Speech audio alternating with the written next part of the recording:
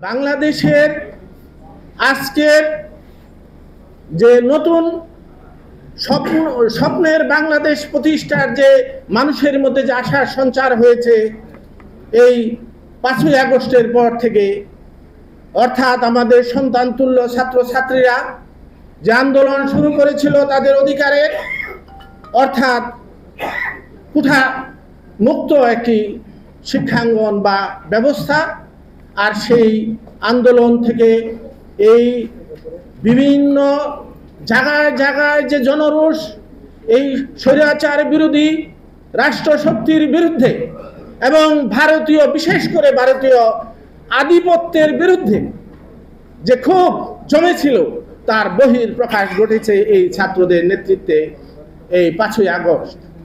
কাজেই এখন প্রশ্ন আসছে যে আজকের এই প্রেক্ষাপটে দাঁড়িয়ে আজকের বাংলাদেশে যে নতুন পাঠাতন তৈরি করেছে আমাদের এই সন্তানেরা, সেখানে দাঁড়িয়ে আমরা কি এই দালালদেরকে পুষব, না আমরা দেশপ্রেমিক জনতার ঐক্য গড়ে তুলে এই দালাল বিদেশি শক্তির বদলেই এই শয়তানদেরকে মোকাবেলা করে একটি উন্নত, একটি সুস্থ সমাজ, একটি ন্যায্য সমাজ, একটি বৈষম্যহীন সমাজ, একটি স্বৈরাচার মুক্ত সমাজ, একটি বৈদেশিক আধিপত্য মুক্ত সমাজ, একটি স্বনির্ভর তথা সমৃদ্ধ বাংলাদেশ প্রতিষ্ঠার সেই রাজনীতি করব, না আমরা সেই দালালদের হাতে চিরকালই যেমনিভাবে অতীতে আমরা ছেড়ে দিয়েছি, আমরা ব্যর্থ হয়েছি, আমরা পারি নাই, আজকেও কি আমরা পারবো না?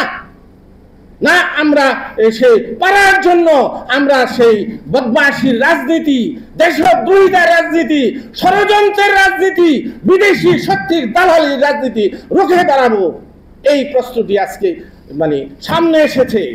কাজে আমি মনে করি যে আজকের এই পরিস্থিতিতে আমাদের উচিত সকল ব্যক্তি, দল এবং গোষ্ঠীর যারা দেশপ্রেমিক, যারা বিদেশি শক্তির আধিপত্যবাদের দালাল না, যারা চোর, যারা ডাকাত, ব্যাংলুট না, তারা সবে মিলে একসাথে হয়ে এক কাতারে দাঁড়িয়ে আজকে এই দেশকে রক্ষা করা, আমাদের এই দেশের সাধারণ মানুষের যে স্বপ্ন, সেই স্বপ্ন প্রতিষ্ঠার জন্য ঐক্যবদ্ধ সংগ্রাম গড়ে তোলা। গণতান্ত্রিক নাগরিক শক্তি, জনগণই হচ্ছে শক্তি, নাগরিকই হচ্ছে শক্তি।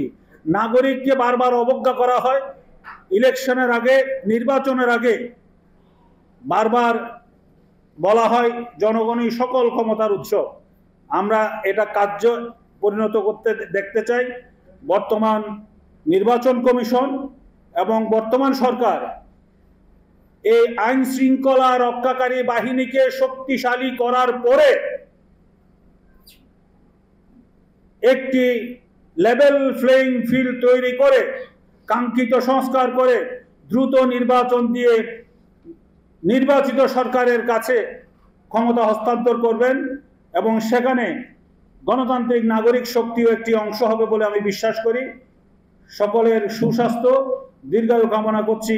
বাংলাদেশ গণ আজাদী লীগের পক্ষ থেকে সবাইকে ধন্যবাদ।